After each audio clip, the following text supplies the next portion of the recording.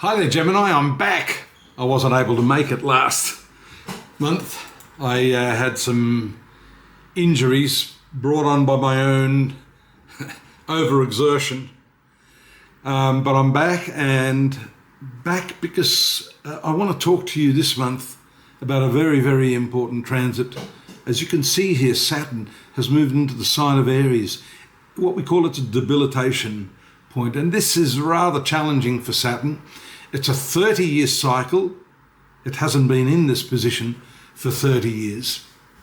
So it's crawling through this 11th sector now, and that'll be around a 2.5-year cycle in the zone of friendships.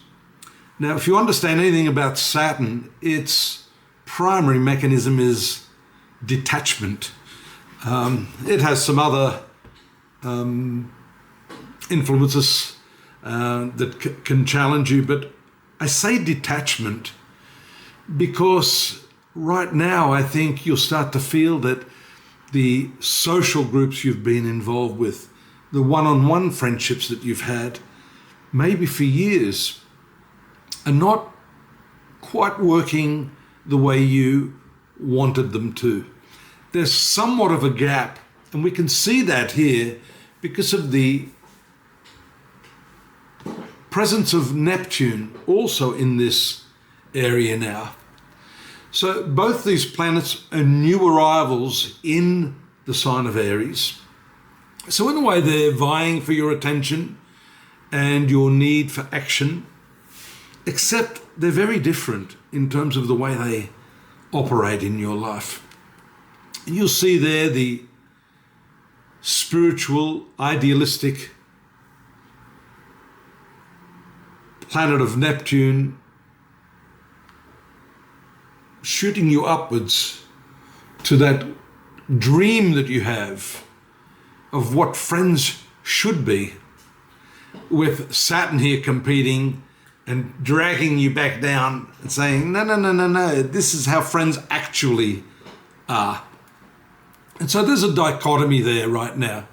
And that's going to intensify while Saturn is in the position behind Neptune. Once it passes that, I think you're going to see some resolution to that. Those relationships will also come into quite a bit of focus in this period of the full moon around the 15th. So that's going to accentuate the even more personal nature of relationships if you're married. And if you're married, then perhaps the question of friendship is going to be even more important. So there's a big shift for you here. There are great expectations with Neptune, but those plans that once sparkled on the horizon suddenly feel pretty distant and heavy. The aspirations that once felt effortless, the interactions you had with your social groups that had ease, are now no longer like that. And perhaps you're wondering why, what the hell is going on?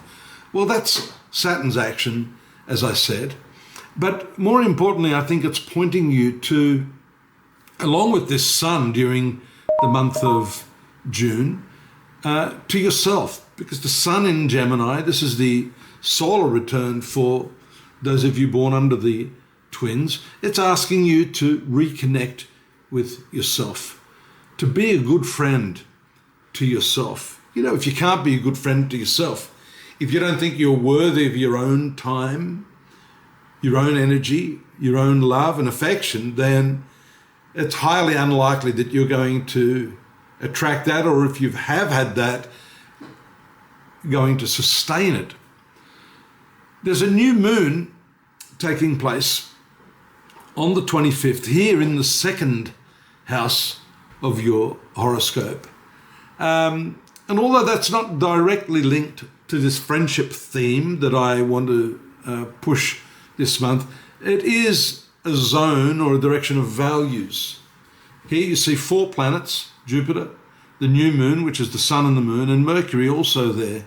4 planets giving considerable weight to this notion of value? What is it that you value? What are the standards that you set?